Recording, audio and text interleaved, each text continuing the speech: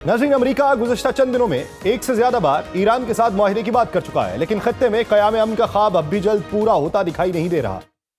अमेरिकी सदर Donald Trump का कहना है कि वो ईरान से डील करना चाहते हैं क्योंकि वो मजीद लोगों को मरता हुआ नहीं देखना चाहते। उन्होंने ये दावा भी किया कि ईरान के साथ बातचीत जारी है और ये जल्द वाज़ेह होगा कि मुज़ाकरात कामयाब होते हैं या नहीं। लेकिन उन्होंने दो टोक अल्फाज में एक बार फिर ये कहा कि ईरान जौहरी हथियार नहीं रख सकता। वो इससे एक रोज कबल भी ये दावा कर चुके हैं कि आबना हरमुज़ मुकम्मल तौर पे खोल दी जाएगी और ये पेशरफ्त किसी भी बड़े मुआहिदे की जानिब अव्वलीन पेशरफ्त होगी जिसके बाद न्यूक्लियर मामला ज़ेर बहस आएगा। लेकिन अमरीकी बयानिए में यकसानियत दिखाई नहीं दे रही। एक तरफ सदर ट्रंप ने मीडिया रिपोर्ट्स को मुस्तरद करते हुए कहा कि अमेरिका के पास असलहे और गोले बारूद की कोई कमी नहीं, बल्कि दिफाई पैदावार तेजी से बढ़ रही है, नई फैक्ट्रीज लग रही हैं, जरूरत के मुताबिक मजीद हथियार हासिल किए जा रहे हैं। लेकिन दूसरी जानिब एक रिपोर्ट ये बताती है कि ट्रंप ने कैंप डेविड में होने वाले हालिया काबीना इजलास में वजीर जंग पीट हेग्सेथ से इस बात पर शदीद नाराजगी का इजहार किया कि उन्हें गोला बारूद की सूरत हाल के बारे में मुकम्मल और बरवक्त आगही फराहम नहीं की गई। अमरीकी अखबार की उस रिपोर्ट में यह दावा भी किया गया कि अमरीकी ज़खायर में इस मुबैना कमी ने ईरान के खिलाफ फौजी ऑप्शंस को महदूद कर दिया है, जिस पर सदर ट्रंप को शदीद तशवीश लाहक है।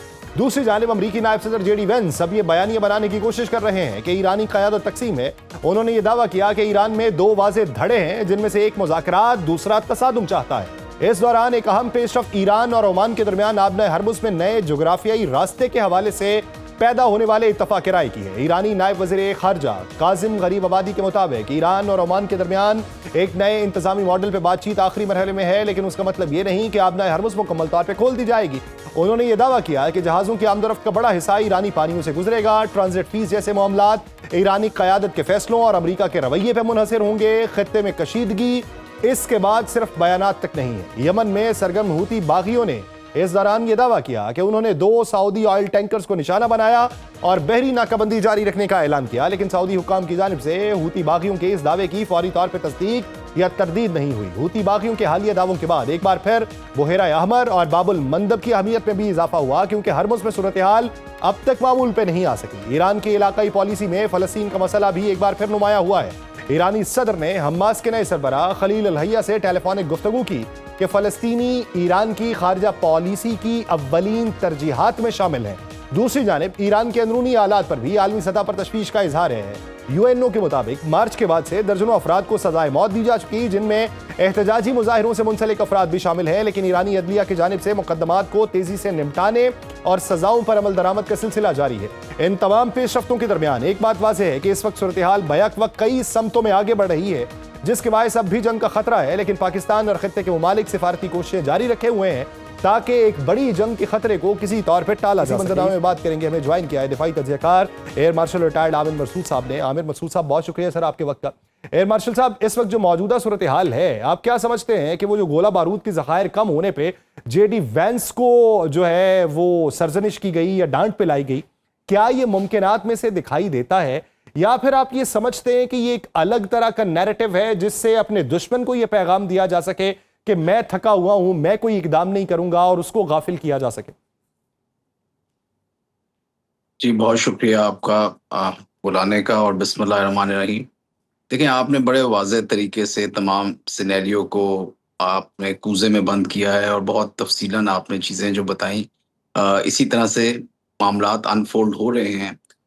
उसमें सिर्फ़ एक चीज़ जो मैं ऐड करना चाहूँगा वो ये कि ये ख़ित्ता आगे पीछे थोड़ा अमन, थोड़ी जंग, थोड़ा पीस वाला एलिमेंट रहेगा, लेकिन ये कहना कि एक कोई मजबूत तरीके से मुआहदा हो जाएगा, वो शायद जिस तरह मैंने पिछली दफ़ा भी कहा था, वो नज़र नहीं आ रहा, बिकॉज़ इसराइल के अज़ाइम कुछ बहुत ज़्यादा हैं इसमें और ईरान एक आखिरी दीवार है जो खड़ी है।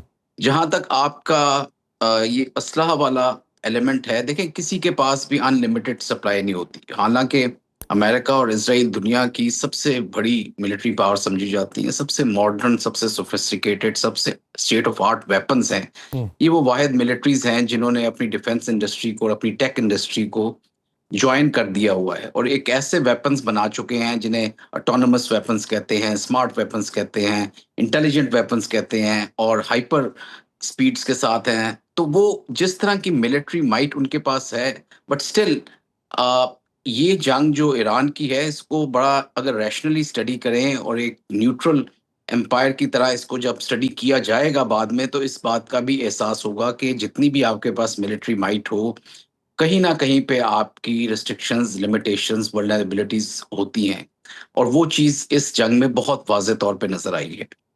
अमेरिका ने अपने हम्म। बहुत सारे जदीद हथियार इस्तेमाल किए, उनमें से पैक या पैट्रियट जो मिसाइल्स थे वो स्टेट ऑफ द आर्ट थे, और वो बहुत ज्यादा इस्तेमाल हुए, और वो सबसे मजबूत डिफेंस है against the ballistic missiles. Third system है इनका, पैट्रियट सिस्टम है इनका, फिर डेविड स्टिंग जो इसराइल का अपना इंडिजिनस है, और उसके साथ एरो मिसाइल्स वगैरह। सो ये पूरा एक नेटवर्क था मिसाइल्स का, और इतना ज्यादा डिफेंस था, इतना मजबूत डिफेंस था, और उसमें अरबों डॉलर्स जो हैं वो लगाए गए। और पूरा खित्ता जो है, आप इसराइल से लेकर अगर आप यूएई तक देखें, तो पूरे का पूरा कवर्ड था with American and Israel air defence system. तो it is at some cost, और वो कॉस्ट ज्यादातर अरब ममालिक जो है वो पे कर रहे थे। लेकिन जब ये जंग शुरू हुई और उससे लेकर आज तक जितना इस इसले को इस्तेमाल किया गया, और ये भी ना आप भूलें कि यही वो मिसाइल हैं पैट्रियट जो कि अमेरिका यूक्रेन को भी दे रहा है अगेंस्ट रशियन बैलिस्टिक मिसाइल, हम्म। क्योंकि ये एक बहुत मजबूत डिफेंस समझा जाता है, लेकिन इसकी कॉस्ट बहुत ज्यादा है। उसके मुकाबले में ईरानियन ने एक लो कॉस्ट सिस्टम के तहत, technologically sound but low cost autonomous किस्म के उन्होंने मिसाइल अपने बनाए, प्लस अपने ड्रोन्स बनाए, जिनकी कॉस्ट 25 से 30 हज़ार डॉलर थी ज्यादा से ज्यादा। जबकि ये जो पैट्रियट मिसाइल्स हैं, इनकी कॉस्ट 3.5-4 मिलियन डॉलर्स है, which is a huge cost. तो अगर एक ड्रोन को मारने के लिए या एक बैलिस्टिक मिसाइल के खिलाफ कम से कम अगर 3 से 4 भी इस्तेमाल होते हैं, जो कि होते रहे हैं, और शायद इससे भी ज्यादा उन्होंने इस्तेमाल किए हों, तो सैकड़ों और तादाद में जो हैं वो उन्होंने पैट्रियट इस्तेमाल किए। और जो अभी एक बड़ी इंडिपेंडेंट रिपोर्ट आई है डिफेंस जर्नल में, वो ये कहती है कि 50 से ज्यादा परसेंट मिसाइल जो है वो उनके इस्तेमाल हो चुके हैं, और उनकी इन्वेंट्री बहुत डिप्लीट हो चुकी है हम्म। और हो रही है। और उन्हें कहा गया है कि अभी अगर वो 100 मिसाइल बना रहे थे एक महीने में, तो उसको डबल किया जाए, बल्कि उसको 4 गुना ज्यादा किया जाए। तो ये सब चीजें जो है मतलब एक कॉस्ट के मुताबिक आती हैं, और फिर जब आपने इंडस्ट्री की कैपेबिलिटी बढ़ानी होती है, उसके अंदर कैपेसिटी ज्यादा करनी होती है, तो it needs lot of efforts, और बहुत ज्यादा उसमें इस टेक्नोलॉजी की भी इस जरूरत होती है तनाजुर और के पैसों की अंदर जरूरत एयर होती है, मार्शल साहब आप क्या जो कि समझते इन्होंने हैं? किया। इस ज़मन के अंदर आप क्या समझते हैं कि अमेरिका के पास ऑप्शन क्या है? वो कितना डेस्परेट है मुज़ाकरात के हवाले से, और अगर मुज़ाकरात की मेज़ पे बैठते हैं तो पुराने एमओयू के जो खदोखाल हैं उसमें किस हद तक बदलाव हो सकता है? एक कशमकश की सिचुएशन है। जो ट्रम्प साहब हैं, उनकी एक एक डायलेमा है उनके लिए, और वो उसमें काफी अरसे से फंसे हुए हैं। मेरा नहीं ख्याल कि अगर इसराइल का इतना इन्फ्लुएंस, इतना प्रेशर होता और ज़ायनिस्ट लॉबी इतनी ज़्यादा मुतहर्रिक और मजबूत होती है अमेरिका में, तो ये सदर ट्रंप ने इस जंग को हफ्ते 2 हफ्ते से ज़्यादा जारी रखना था। वो बहुत कोशिश में हैं, बहुत मसे में हैं कि किसी तरह से इस जंग को ख़त्म किया जाए। क्योंकि मतलब कुछ अर्सा पहले मैं अमेरिका से होके आया, तो उधर आम पब्लिक जो है, इवन जो के सपोर्टर्स हैं रिपब्लिकन्स के, वो भी ये बहुत हार्ड किस्म के क्वेश्चंस पूछ रहे हैं कि क्या वजह है कि हम मतलब इस जंग में घुसे हुए हैं और हमारे लोग भी मर रहे हैं, हमारा इतना पैसे का ज़या हो रहा है, ऑयल प्राइसेस ऊपर चली गई हैं, हम किसकी जंग लड़ रहे हैं और क्यों लड़ रहे हैं? तो उस सवाल का जवाब बहुत उनके पास है नहीं, ट्रम्प के पास, क्योंकि उसके ऊपर इतना प्रेशर है, और वो ऑब्जेक्टिव्स जो पहले थे, वो ऑब्जेक्टिव्स तो अब रहे भी नहीं हैं। तो फिर अवाम और ज़्यादा पूछती है कि ना तो न्यूक्लियर प्रोग्राम उसका बिल्कुल ख़त्म हो सका, ना ईरान को ख़त्म किया जा सका, ना उसका मिसाइल प्रोग्राम मुकम्मल तौर पे ख़त्म हो सका, ना रिजीम चेंज हो सकी। तो फिर अब बहर हुर्मुज़ पे अगर आप आ गए हैं, तो फिर मतलब मकसद कौन-सा हल हुआ? बहरा हुर्मुज़ तो पहले भी ऐसे ही था, और उसके ऊपर तो कोई इशू ही नहीं था। इशू तो आप लोगों ने शुरू कर दिया, और अब वो टोल लगाने लग पड़े उस पे। बहरहाल मतलब अगर किसी तरह से भी ये ऊंट किसी करवट बैठता है, तो ट्रंप चाहेंगे कि जल्द अज जल्द बैठे। उनकी जो रेटिंग है, उनकी पॉपुलर सपोर्ट जो है, वो काफी पीछे गई है।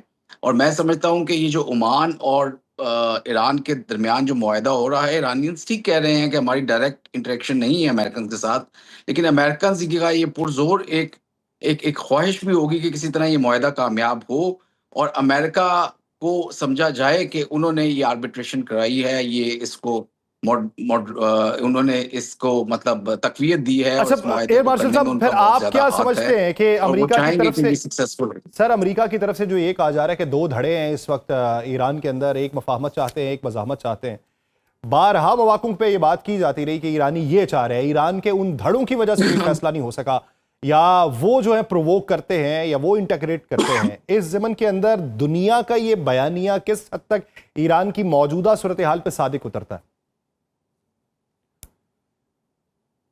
देखिए, मेरा नहीं ख्याल कि कोई भी ऐसा मुल्क है जिसमें दो धड़े ना हो। हम्म। कुछ हॉकिश होते हैं, कुछ डव्स होते हैं, कुछ चाहते हैं कि बहुत ज़्यादा एग्रेसिव जाया जाए, और वो धड़े अमेरिका में भी मौजूद हैं, वो धड़े इसराइल में भी मौजूद हैं, और हर मुल्क में इस तरह की एक एक डिफरेंस ऑफ ओपिनियन होता है, और उससे लोग आगे बढ़ते हैं विद रैशनैलिटी एंड लॉजिक, फिर एक एक किसी नतीजे पे पहुँचते हैं।